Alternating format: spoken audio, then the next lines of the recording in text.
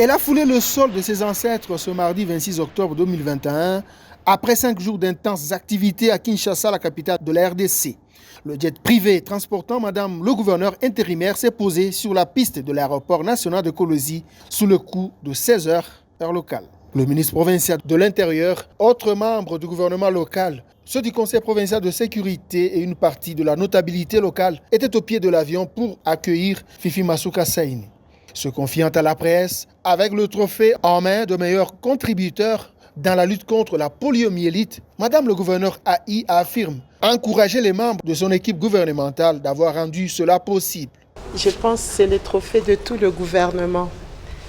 Pour avoir un trophée, il faut plusieurs mains, il faut plusieurs têtes, il faut aussi l'amour. Et je pense que c'est ce qui a caractérisé ces trophées. Plusieurs années après, la cotisation de la province du Lualaba a été au top. C'est-à-dire que la province du Lualaba, son gouvernement, se soucie du bien-être de toute la population.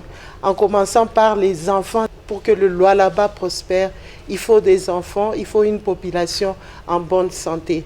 Et c'est ce qui a fait que nous avions pris la résolution de pouvoir mettre le moyen qu'il faut pour que tous les enfants à travers toute la province du Lualaba, soient vaccinés, même dans les fins fonds de notre province.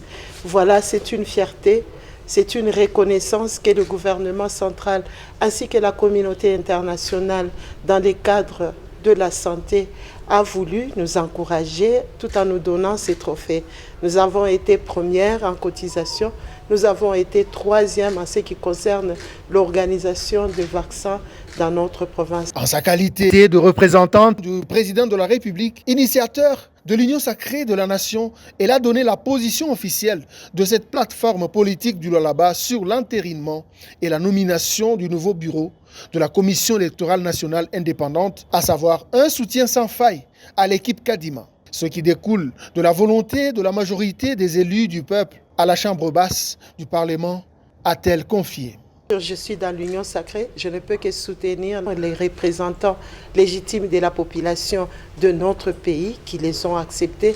Les chefs de l'État ont confirmé leur acceptation à l'Assemblée nationale. Aujourd'hui, ils sont en train de passer à la Cour constitutionnelle. Qui suis-je pour être contre ce que le peuple veut?